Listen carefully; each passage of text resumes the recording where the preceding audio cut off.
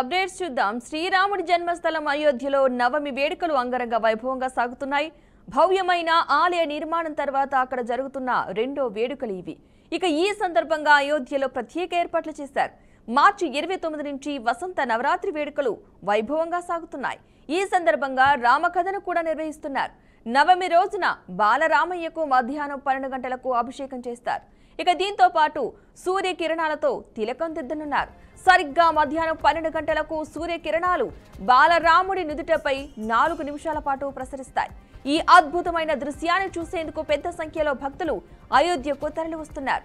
శ్రీరామ జన్మభూమి Teerthkshetra trust ఈ కార్యక్రమాన్ని ప్రత్యక్ష ప్రసారం చేయనుంది కాబట్టి భక్తులు తమ ఇళ్ల నుంచే ఈ అద్భుతాన్ని చూసి తరించవచ్చు। ఆలయం 3 అంతస్తు నుంచి గర్భగుడిలో బాలరాముడి నుదుటపై సూర్య కిరణాలు పడేలా ఏర్పాట్లు చేశారు।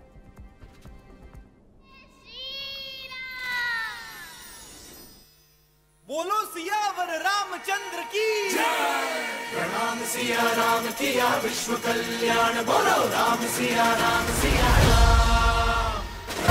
लौटा है अपना रामा अयोध्या फिर से सजा सुनो हो रहा है ये हल्ला बैठेंगे राम लल्ला फिर वहाँ सिया राम किया विश्व कल्याण बोलो राम सिया राम हर घर हर दर पे दिया तू जला दे चल थल सरहद पे भगवान लहरा दे आया है छाया है मन में समाया है यहाँ भी वहाँ भी जाए तू जहाँ भी घूमे मन में धड़कन मेरा राम सिया राम किया विश्व कल्याण बोलो राम सिया राम राम सिया राम किया विश्व कल्याण बोलो राम सिया राम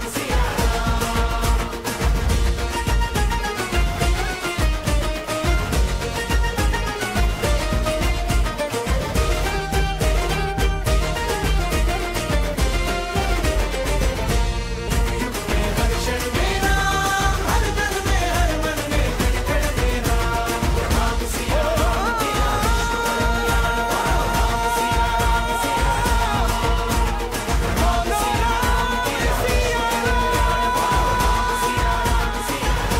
जय जय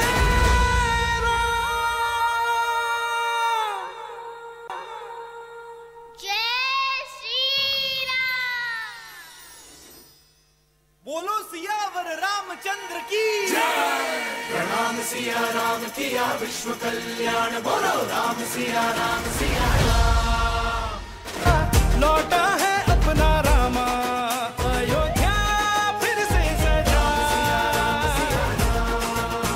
सुनो हो रहा है ये हल्ला बैठेंगे राम लल्ला फिर वहाँ सिया राम किया विश्व कल्याण बोलो राम सिया राम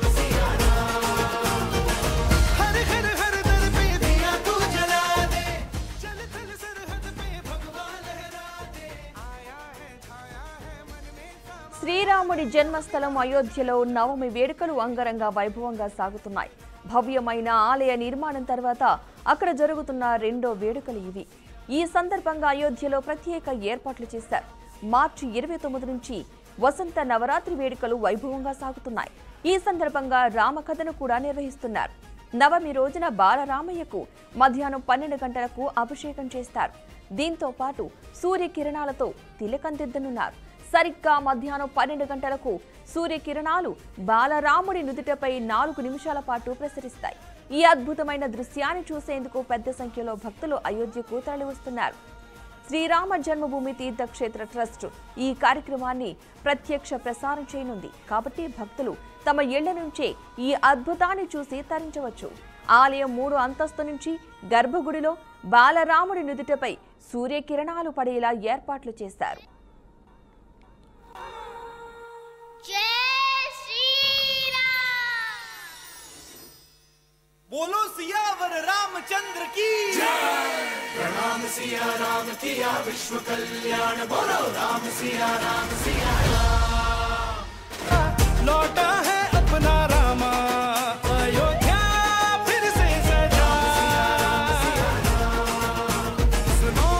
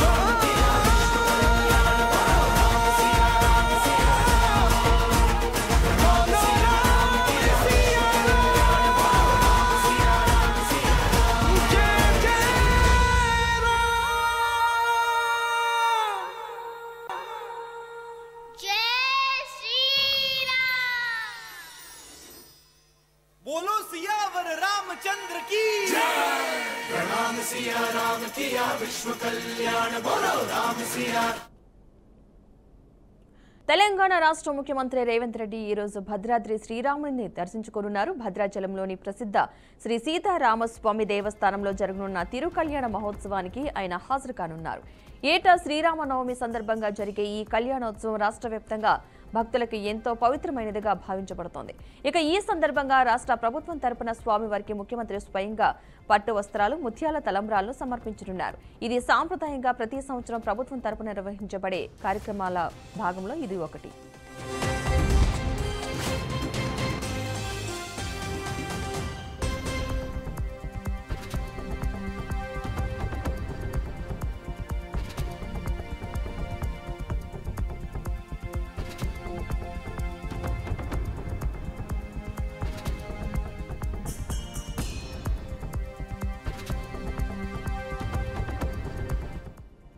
ఇక తిరుకల్యాణం అనంతరం ముఖ్యమంత్రి రేవంత్ రెడ్డి భద్రాద్రి కొత్తగూడెం జిల్లాలోని బూర్గంపాడు మండలం సారపాకకు వెళ్లనున్నారు. అక్కడ ప్రభుత్వ విధానాల ప్రకారం సన్నబియ్యం పొందుతున్న లబ్ధిదారుల ఇంటికి వెళ్లి వారి కుటుంబ సభ్యులతో కలిసి భోజనం చేయనున్నారు.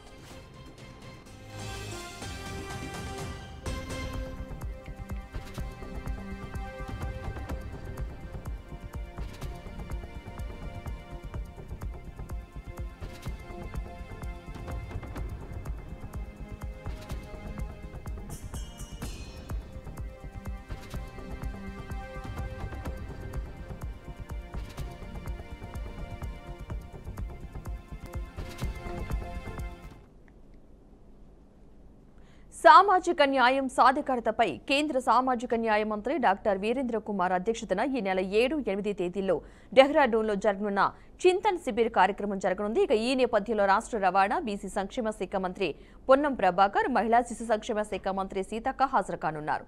ఇక ఇందులో భాగంగా మంత్రులు ఈ రోజు ఉత్తరాఖండ్కు బయలుదేరనున్నారు.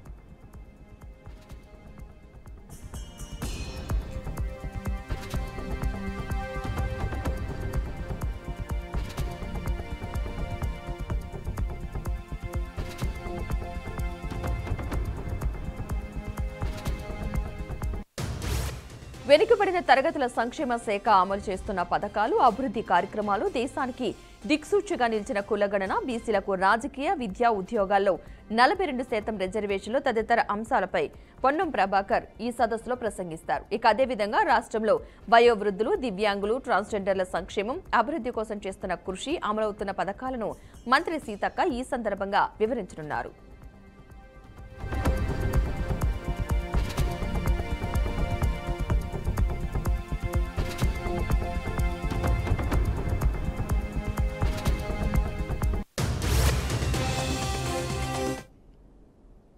అనకాపల్లి జిల్లా Paravada Jawaharlal Nehru pharma city coastal effluent treatment ప్లాంట్లో ప్రమాదం జరిగింది. విషవాయువులు పీల్చి తానం గ్రామానికి చెందిన ఓ కాంట్రాక్టర్ కార్మికుడు మృతి చెందాడు. సక్రమమైన మాస్కులు లేకపోవడం వల్ల కార్మికుడు మృతి చెందినట్లుగా సమాచారం. మృతుడి కుటుంబానికి ₹1 కోటి నష్టపరిహారం చెల్లించాలని సిఐటియు గనిశెట్టి డిమాండ్ చేశారు. రామ్కి యాజమాన్యంపై క్రిమినల్ చర్యలు తీసుకుని భద్రతా ప్రమాణాలు అమలు చేయాలని గనిశెట్టి కోరారు. ఇక ఘటనపై పోలీసులు కేసు నమోదు చేసుకుని దర్యాప్తు చేపట్టారు.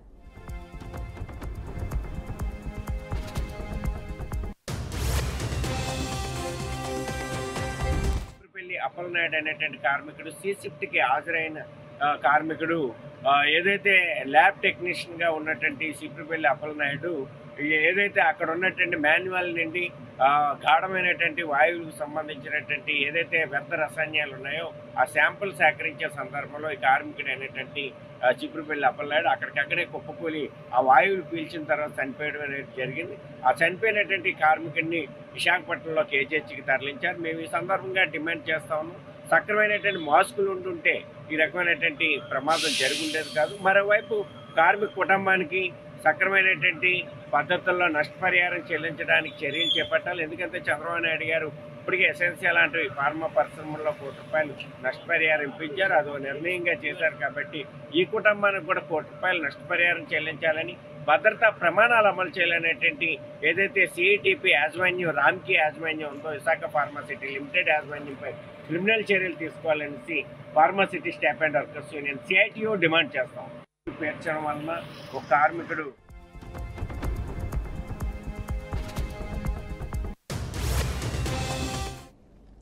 ఇదే అంశానికి సంబంధించిన పూర్తి సమాచారాన్ని మా ప్రతినిధి శ్రీనివాస్ అందిస్తారు. శ్రీనివాస్, చెప్పండి, అసలు ఏం జరిగింది అక్కడ?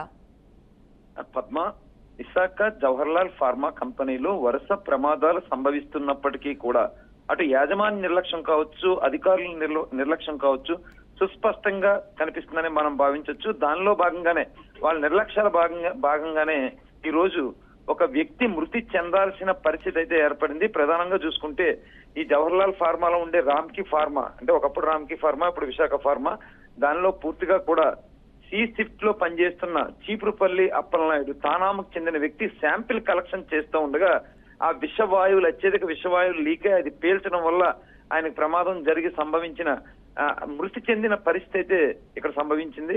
దీని మీద ఇప్పటికే ప్రజా సంఘాలు కానీ, వామపక్ష నేతలు కానీ, సిఐటియులు కానీ, కార్మిక సంఘాలు కానీ పూర్తిగా అంటే తగిన న్యాయం చేయాలి, ఎవరైతే బాధ్యులో వాళ్ళని దోషులను శిక్షించాలంటూ కూడా వాళ్ళు డిమాండ్ చేస్తున్న పరిస్థితి అయితే ఉంది. ఇప్పటికే ఈ జవహర్లాల్ ఫార్మాలో గతంలో కూడా అనేక ప్రమాదాలు సంభవించినప్పుడు ప్రమాదం సంభవించిన తర్వాత మాత్రమే అటు అధికారులు కానీ, ఇటు ప్రజాప్రతినిధులు కానీ, లేదా యాజమాన్యాలు కానీ అక్కడికి రావడం, తగిన చర్యలు తీసుకుంటామని చెప్పడం, తర్వాత తూతు మంత్రంగా వదిలేయడం, ఒకవేళ చనిపోతే ఎక్స్గ్రేషియా ఎంతో కొంత ప్రకటించడం, ఇదంతా కూడా జరుగుతూ వస్తున్న ఈ నేపథ్యంలో ఇప్పుడు మరో వ్యక్తి మృత్యువాత పడడం తీవ్ర దిగ్భ్రాంతిని కలిగిస్తున్న పరిస్థితి. ఎప్పటికైనా సరే యాజమాన్యాల మీద తగిన చర్యలు తీసుకోవాలి. సంబంధిత సేఫ్టీ ఆడిట్ చేయాల్సిన అధికారులు కానీ, పొల్యూషన్ కంట్రోల్ బోర్డు వారు కానీ వాళ్ళు ఎందుకు చేయట్లేదు, ఎందుకు నిర్లక్ష్యం చేస్తా ఉన్నారు? ఇటీవల కాలంలోనే జిల్లా కలెక్టర్ విజయకృష్ణన్, అనకాపల్లి జిల్లా కలెక్టర్ విజయకృష్ణన్ వాళ్ళతో ఒక సమీక్ష నిర్వహించారు, వాళ్ళకి అవగాహన కల్పించారు, అటెన్షన్ గా ఉండాలని చెప్పారు. కానీ అవన్నీ జరగలేదు. పూర్తిగా ఈ రోజు కూడా ఒక వ్యక్తి మృత్యువాత పడిన పరిస్థితి అయితే ఈ ప్రాంతంలో తీవ్ర ఆందోళన కలిగిస్తున్న పరిస్థితి అయితే ఉంది. Padma, right, thank you Srinivas.